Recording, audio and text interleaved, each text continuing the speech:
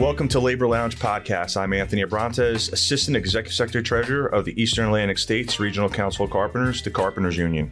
And I'm Cyndie Williams, Executive Director of the CCT.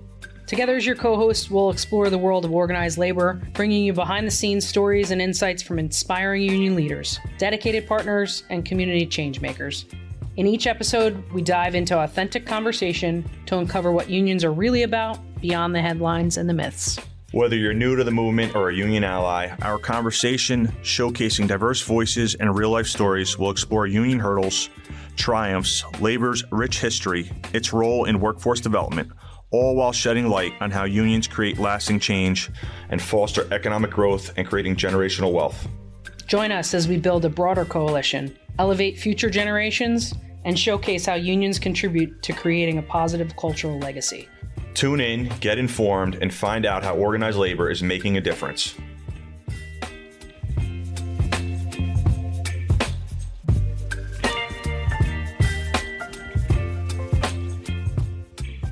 Welcome to Labor Lounge Podcast. I'm Anthony Abrantes, Assistant Executive Secretary Treasurer of the Eastern Atlantic States Regional Council of Carpenters, the Carpenters Union. And I'm Cyndie Williams, Executive Director of the CCT. Together as your co-hosts, we'll explore the world of organized labor, bringing you behind-the-scenes stories and insights from inspiring union leaders, dedicated partners, and community change makers. In each episode, we dive into authentic conversation to uncover what unions are really about beyond the headlines and the myths. Whether you're new to the movement or a union ally, our conversation showcasing diverse voices and real-life stories will explore union hurdles, triumphs, labor's rich history, its role in workforce development, all while shedding a light on how unions create lasting change and foster economic growth and creating generational wealth. Join us as we build a broader coalition, elevate future generations, and showcase how unions contribute to creating a positive cultural legacy. Tune in, get informed, and find out how organized labor is making a difference. Hey, Anthony, how are you? It's so good to be here with you today. Good morning, Cyndie. I'm happy to be here kicking off this journey together with you. We've worked for so long together, and this is kind of a new era in organized labor, and I'm looking forward to it. And podcasting is an adventure, so I'm really excited. We're kicking this off this morning. Yeah, great to be here. Great to be with you. So, Cyndie, as we kick this off, I think one of the most important things, at least for our listeners and viewers, for myself and for you, is, most people probably want to know, what was the journey and how did you get to where you are today in the Carpenters Union? Good question. So I appreciate the ask. It's been a completely wild ride, and all the way from just coming into the union as an apprentice, and even just what got me through the doors of the local apprenticeship. I think it's exciting here. We're recording in Red Bank, and Red Bank was my original local in New Jersey. So I went in on a blind tip. I didn't fit the mold of a private school kid, and didn't have any vocational school, but I really wanted to learn the trade. I had this passion for carpentry, and so I came in on a blind tip and took an interview, and a wild ride later, I've been on job sites that, I was freezing my feet, my fingers, and my toes on bridge work, all the way to having meaningful conversations with politicians throughout my career. So we've run the spectrum of places and spaces that I've been, but certainly having a well-rounded experience has been so much a part of my journey towards leadership. Apprenticeship to journey level status, learning in school, coming into teaching. I taught pre-apprenticeship for disadvantaged youth, which kind of crafted my love and passion to help people. And then beyond that, managing programs on the Eastern Seaboard for this pre-apprenticeship program, journeying into running work as a business agent. That's where you and I met and sort of crossed paths and had an ability to help members on the job site with sustainable job sites, safe job sites, all of those things that go into managing those types of projects, to what I do now, which is the Labor Management Trust. It's really exciting to be in the seat that I'm in right now, because it's an ability for me to bring all of those things together, from getting to know the contractor base, getting to know the membership, getting to know training, getting to know union leadership. All of those things combined together make a successful union and make a successful Carpenters Union, if you will. So it's really exciting to be in this position. I also really think that the community at large and bringing people in to have this conversation together is going to be really important for this podcast. So I'm just excited. And how about you? Tell me a little bit about your role, how you journeyed into the union and into leadership. I guess similar to you. I mean, for me, there was probably some traditional components to how I got here and non-traditional. I'm a first generation American kid, so I grew up in this traditional household where your family came here for an opportunity, but the expectation was go to college, right? Just like yourself, I did go to college. I never thought I'd be where I am today, particularly in organized labor or in the labor movement, or even sitting here next to you doing a podcast. I grew up saying, all right, I'm going to go to college. I'm a student athlete. I'm either going to be an athlete, I'm going to be in finance, or my last opportunity was I'm going to be in criminal justice. And when I graduated college, for me, the most important thing at the time was find a place to land, get a job. I happened to start working for a company that was doing carpentry, and by chance, by luck, I was at the right place at the right time. That company ended up getting unionized by one of my former business agents out of local 620 in Madison, New Jersey. And I would say that the rest is history. I got in 2005, didn't think I was going to be in union, even though I came from a union household, because that wasn't the expectation. And I was fortunate enough in 2008 to have the opportunity to become an organizer for the New Jersey Regional Council at the time. And I've had some great leaders along the way that kind of guided me and mentored me and put me in a position to really be successful. So, I went from an organizer to a team leader to a senior council rep to the director of organizing, political director, to where I am today as the assistant executive treasurer of a large institution, just like yourself. So it's traditional in some ways and non-traditional in many, as you know, the majority of our membership is not college educated.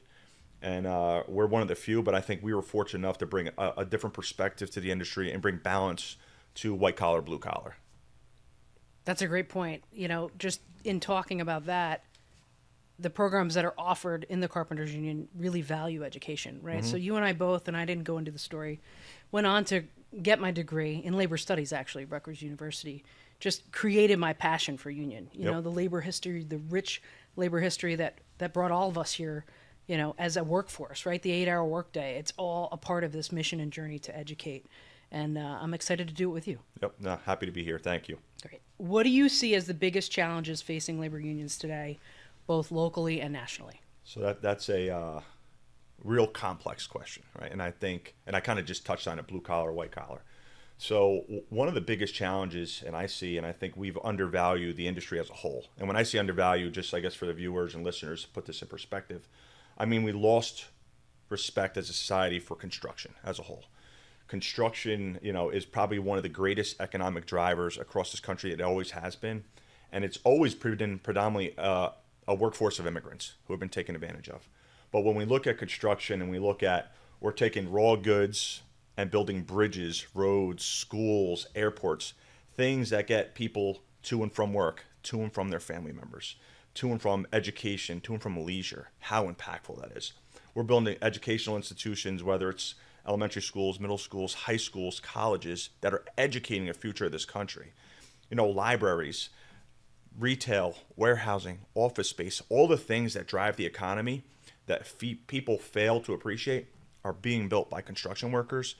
And unfortunately, that lack of respect or undervalued actually transitioned over to the workforce, which is where we're fighting every day. Because we've devalued that industry, we've also devalued the workers that are in the industry and don't give them what they respect in terms of compensation, the benefits, the ability to retire, to work in safe conditions. And I think because of that, we've created this culture where the expectation is we need vulnerable, cheap labor in construction because the industry doesn't deserve that value. And we've created this class of white collar versus blue collar. But in many cases, the majority of our membership now has some type of secondary education. And I think we're at a crossroads here where white collar America and blue collar workers really need to come together. I think not only for the betterment of the construction industry, for all industries as a whole, because we have such an impact on white collar America as well, particularly the investments we make, not only in infrastructure, but at building office buildings and residential buildings where many of these white collar folks are working. And one of the challenges and I guess consequences, collateral damage of what we're seeing now is is that for several decades or generations, we've lost workers that wanted to get involved in construction. And because we undervalued it and we looked down upon it, we were fortunate enough to have an immigrant workforce come in and fill that gap. But we're starting to see the tide pivot now back to technical studies, building construction trades, and not always necessarily higher education. So I think parents, guidance counselors, society is finally buying back into what we bring to our global economy. That's great. That's great. And I certainly agree with you when we get out there day to day, so much of our connection is with workforce development. We're reaching out to communities. We're going to school council conferences. I think there's one in New Jersey even tomorrow that we're going to hit, just to get back there to make sure that we're out there having that conversation about what are the benefits of the ties to college credits. We can get back in high schools and start teaching hands-on skills. We drive the economy as a middle class, right, in construction, and there's so much value in having careers and career opportunities that are fitting everyone, not just one sector, one denomination. Yeah. So happy to have that. Yeah, and I think one of the challenges, we've seen, and you hear this every day, is this conversation about labor shortages in construction. And I think there's two silos when we talk about that. There's the union side and there's a non-union side. So just discussing that and kind of stuff I talked about, what are some of the biggest misconceptions that you're seeing in labor movement that you're trying to address, today? Sure. So that's a great question. I mean, there's many, but I'll focus on a few. But to the point of that folks either don't want to join a union anymore, or that there's not enough folks that want to come in. The reality is, and as you mentioned earlier, there's not enough job sites to tie these folks to. There is not a labor shortage on our end. We would love to bring in apprentices by the droves, right, to come onto projects, but we have to have the projects to tie them to, right? And it will just take this area that we represent here. We probably had over 3,000 applicants within our apprentice jurisdiction, within the 6 states that we cover, but maybe 1,000 were taken in, right? And I'm sure that could be many more. But you don't want to keep too many people at bay so that they have a bad taste in their mouth about how unions are not bringing them through. The misconception is that we are not taking them in, but really we can only employ them as much as the community will allow projects for livable, fair wages, livable wages, healthcare, benefits, and those are all something that we offer to the folks that work on behalf of the union.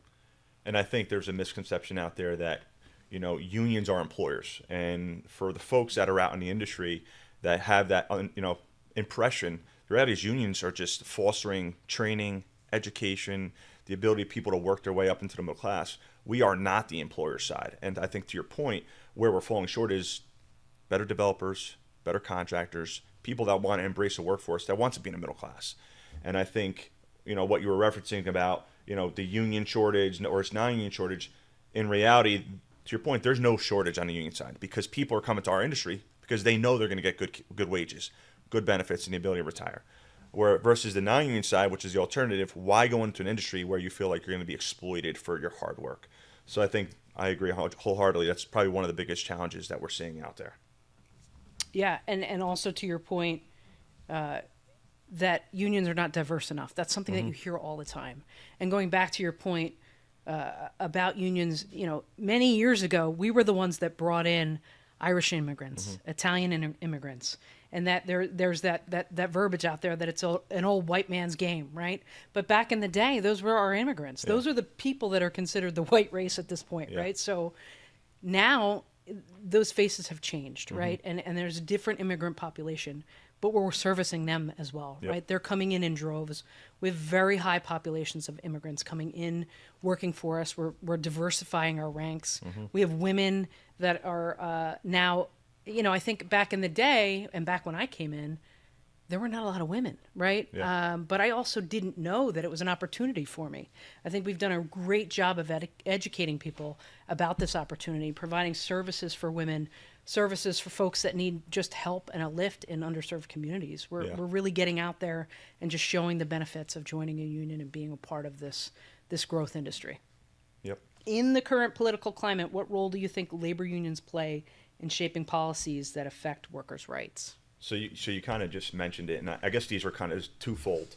Um, the world we're living in now, what we're starting to see, and this is an old strategy. It's like this divide and conquer strategy, particularly amongst working class people. And one of the things you mentioned was, the history of the movement and what our mission was and what it is still today. So the reality is, whether you were talking about Irish immigrants or Italian immigrants or German immigrants that came over here in the early 19th century when we formed in 1881, so we're going on over 140 years. The mission was to protect workers and create standards so people worked in safe conditions, have a livable means, and can actually create generational wealth. And at the time, it was predominantly European immigrants. The world we're living in now, we've pivoted to predominantly a South American workforce that's coming to this country. But our mission has not changed. It's been the exact same thing. How do we protect those most vulnerable workers? And it's by empowering them, bringing together, educating them, and giving them the power to voice their own concerns. And when it comes to policy and politics, one of the biggest challenges now is how do we legislate, whether it's federally, at the state level, or come up with responsible contractor policies at the county and local level to protect those folks, right? Unions serve a purpose in terms of collective bargaining, but at the end of the day, there's this component that's just as important, and it's protecting working class people. And the culture and narrative has been, when I go back to divide and conquer, is there's a narrative that unions and non-union workers can't coexist, unions and minority workers can't coexist, or union and minority employers can't coexist. The reality is that's the furthest thing from the truth. You're talking about some of the most marginalized groups in society that should be coming together, really, for empowering each other and working to create, I guess, what we would call this balance of capitalism and sustainable employment opportunities, and also good paying jobs. And I don't necessarily think we have to sacrifice one for the other. And I think good policy can create that culture and environment. So Cyndie, we kicked off the show talking about this, new adventure we're going on. In your mind, I mean, just let's tell the viewers and audience, like, what inspired you to be part of a podcast for Labor Lounge, for the Carpenters Union, and I guess what value you think it's going to bring to the listeners? So, first and foremost, I just absolutely love podcasts. I have a long commute. I work both in Philadelphia, in New Jersey, all over the 6-state region that we cover. I'm constantly listening to podcasts, and I feel like I'm with them, right? And in trying to listen for more podcasts that are of interest to me, I find that there's a gap. There's a gap for quality talk in construction, to quality talk in union banter, right? I mean, I think that there's such a collective of us in population that share value together, that I want to hear more voices like mine. I want to hear more people that are passionate about causes, that have union values, that have middle class values, right? And so our struggles, our triumphs, all the things that bring us together as one, but also help us to solve a problem, right? So I'm excited to do that with you, and I think having just a broader stroke on who we connect to, community leaders, thought leaders, I think it's just going to be so important for both of us, but it's going to be something hopefully that I'll love to listen to as well. Yeah. And I guess. And how about you? Yeah, no, I guess for me, similar to you, except a little different, I'm always on the road. I've actually never kind of pivoted to listening to a podcast. So it's funny that, we're running a podcast as a co-host, but I've never listened to one. So I'd say this, I mean, my biggest thing is controlling the narrative. For an industry that's been around for so long, that's doing such good things, we never tell our own story. And with all the digital platforms out there, all the platforms and ways to communicate with folks, I thought this was a great means to get out to folks, to really tell them the story directly from the sources. It's one thing for other people to tell your story, but it's another thing for us to tell the reality of what's really happening in the labor movement. Sure. So let me ask you this. With that said, I mean, what do you think this podcast is going to bring in terms of bringing that connection to union members, leadership, and community leaders? How can we use this to actually get to those folks? So as you mentioned earlier, I think building in communities specifically takes a broader coalition, right? Someone who's living in a community and sees construction going on in their community doesn't understand the parts and pieces as to responsible building, how it plugs and plays in their pockets, right? Yep. So when these types of projects are happening in communities, we need to understand that building responsibly matters, because taxpayers are the ones footing the bill, right? And so when you're building locally, when you're creating policy in communities that are supportive of the folks and the residents that live there, it's so important. It's an ecosystem that's building a broader base in community. And I Yeah. think we lose that nowadays in society, and really just being able to connect to each other. So the fact that we're going to have guests on that are potentially, just leaders in their own communities, but have a particular voice that wants to help, Yep. that does a greater outreach to connect to neighbors, is going to be so important to just trying to create this culture together, and talk about how you may have a different career than I do, Yeah. but you have the same value and the same quality of a place that you want to live, right? Yeah. And so just together as neighbors, we're coming together for a solution to make sure that everyone thrives. Yep. And I guess for me, and I look at it a little different, just because I'm involved in the business development, the policy, the politics. And you had mentioned a stat before about people wanting to get into our trade, and I think the number was 16,000 like over the last 2 years, and we only had that ability to bring in 2,000 based on capacity, or 1,000, whatever it was. The reality is, I think for us in this podcast, I think the most value is not necessarily recruiting and membership, because we see there's a demand there. It's more about how do we educate contractors, developers, and the building community of what value we bring to their industry. But most importantly, what value do we bring to society as an organization, and how do we create and change those socioeconomic trends that are in certain communities? How can we be better community partners, and how can we work together with legislative and elected leaders to make that cultural change? So I think that's where I see the most value in this, and we're hoping that those listeners and viewers actually get a sense of what we're doing day in and day out to create that change. Very good. So I guess pivoting, talking about podcasts, talking about our viewers, what are some of the things that we're going to talk about, on this podcast that viewers should expect to listen? So anything from union values to faith-based initiatives to community socioeconomic concerns, the sky's the limit, really.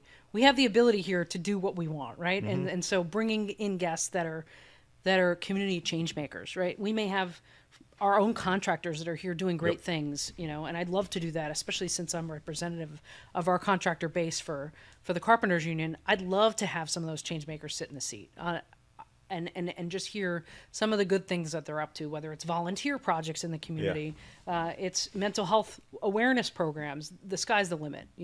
I think it just is, again, it's a giant ecosystem of positive change that we're looking to create and to educate folks on why it's great to partner with us. Yeah.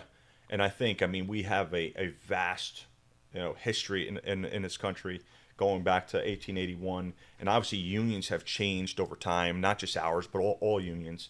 And I think for the sake of the listeners, the history is important because it kind of talks about how we got to where we are today. But we've evolved over time as well, right? The fundamental, focus on what we do is to protect workers. But we've also pivoted to your point about, what are we doing in communities related to philanthropy? What are we doing in communities, whether it's organically or intentionally, to change the lives of certain folks in communities that maybe are overburdened or underrepresented? I think it's extremely important to talk about those public policy issues in addition to what our good partnership look like in terms of the business community and the labor community. What does it look like to be good community partners, and how does that impact the average day-to-day person? So I think there's a lot that's going to come out of this that people don't know about, and I think we've been blessed and fortunate to be part of that process. And as we bring guests on, from the contractor world, the community world, elected officials, we're going to bring a whole new perspective to what's really happening in the industry that people have no idea about. And as you mentioned, just have been fortunate enough in our careers to be able to be tapped into and plugged into people that are these change makers, that are making a difference with policy, that are running states and cities. It's just been a wonderful ride. It really has been. Yeah. So we were just talking about change in the labor movement, but there's also been a drastic change in how we communicate over time, whether it's traditional media, television, social media platforms, podcasts like this. So how do you think we use this podcast, fairly new ways to communicate, to educate the people, our membership, in a modern day labor movement? That's a heavy one.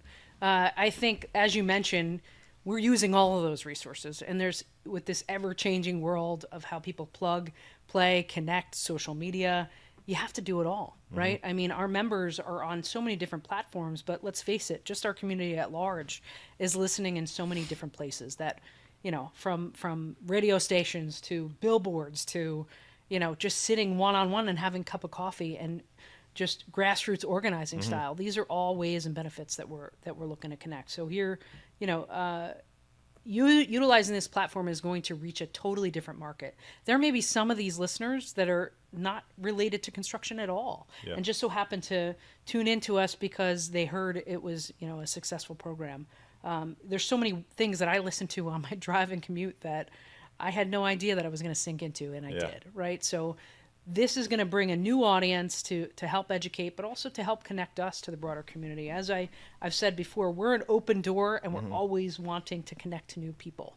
You know, that understanding others and their pain points and just all the positive change that's happening in society, we're here together as a team to try to make it all work. Yeah. You know? So I think just having that broader audience is really just going to open some doors wide open for us. Well, I think you nailed it on the head. I think obviously everybody that's in the labor movement understands the cause.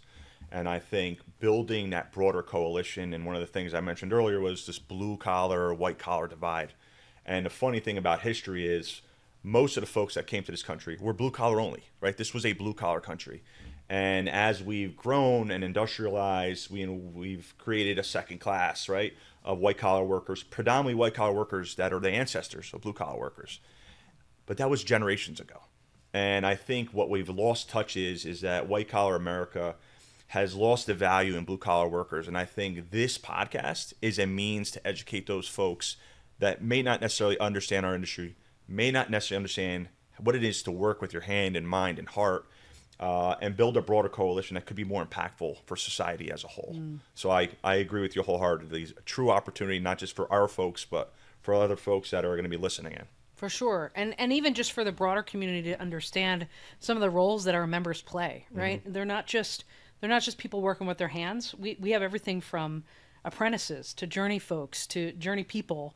I try to be broad when I say that statement because we're working with the whole population, right? We have foremen, general foremen, superintendents, project managers. All of these folks that are working on these job sites have built their legacy, right? And some choose to just stay on the tools for their entire career, where others will work into office management, project management, large projects like stadiums, bridges, hospitals, like you mentioned earlier. And so that white collar, blue collar divide, I've seen some pretty cleaned up blue collared workers that are really heavy hitters in this industry and making this community move in ways that I find fascinating. Yeah. So the industry's definitely evolved. That's absolutely, for sure. Absolutely. And again, tied to those college credits, tied to many leadership training classes that are offered. It's just amazing the vast depth that we have as an organization. Yeah. Right. So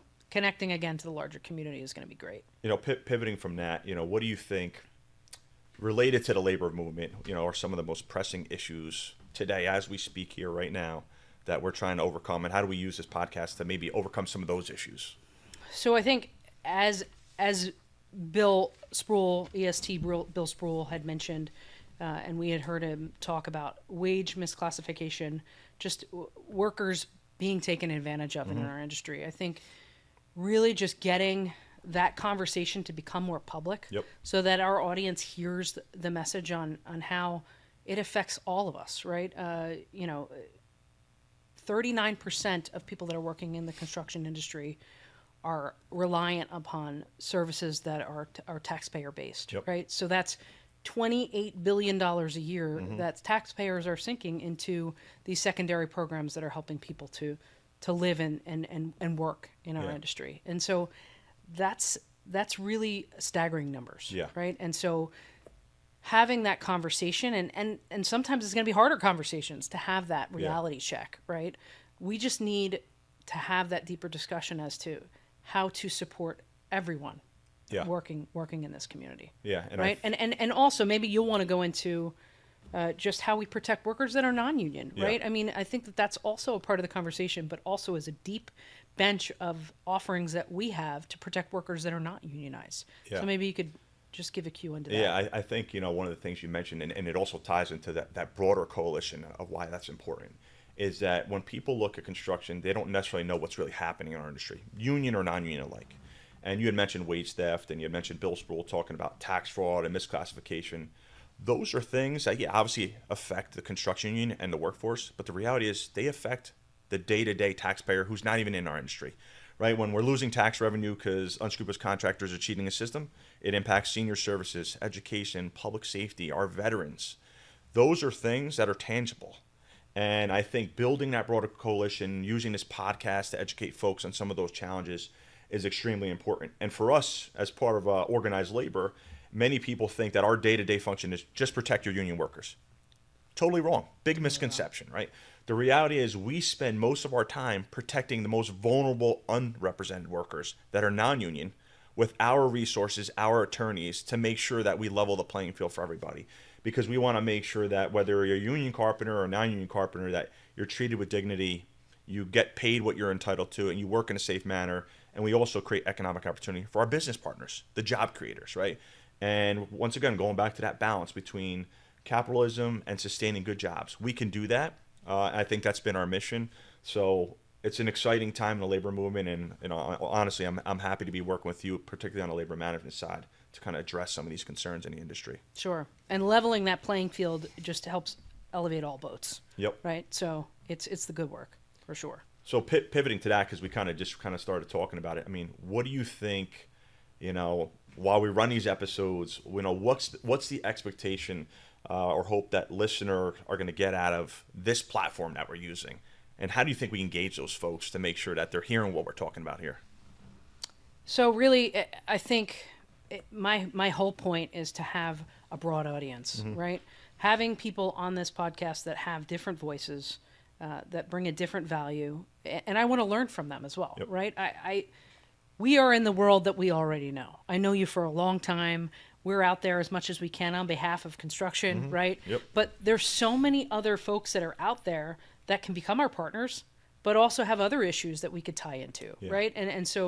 And we can bring value to their cause, right? Yep. So just having those deeper discussions and conversations are going to be so valuable. Yeah. And I think to that point, because we're so segmented in our industries that we operate in silos.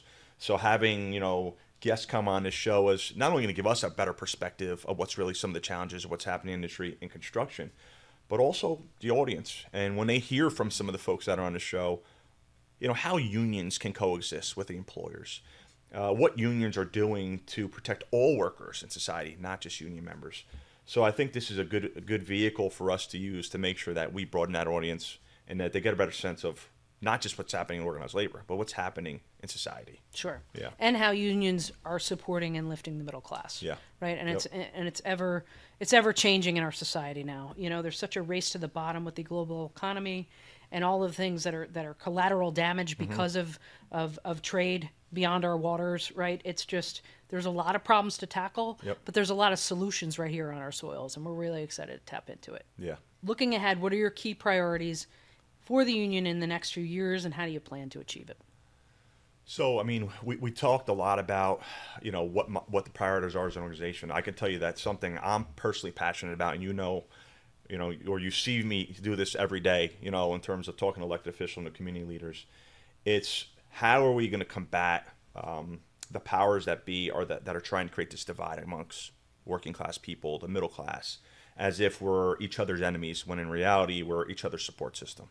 So I've made it a point to talk to elected officials and talk to community leaders about how we share so much more in common than we do against, and how we should be coming together collectively to craft good policy, right? That protects those most vulnerable people, but at the same time ensures that we're creating a sustainable workforce that is not relying on government subsidies. Like you talked about, 39% of the construction population. Now, I mean, that 39% is into union workforce. It's those most vulnerable folks that are being taken advantage of. And I think it's our responsibility as leaders in the labor movement to ensure that we bring all the stakeholders to the table and that we fight day in and day out to expose what's happening in the industry, regardless if you're a union member or a non-union member, if you're a union contractor or a non-union contractor, because at the end of the day, this affects everybody.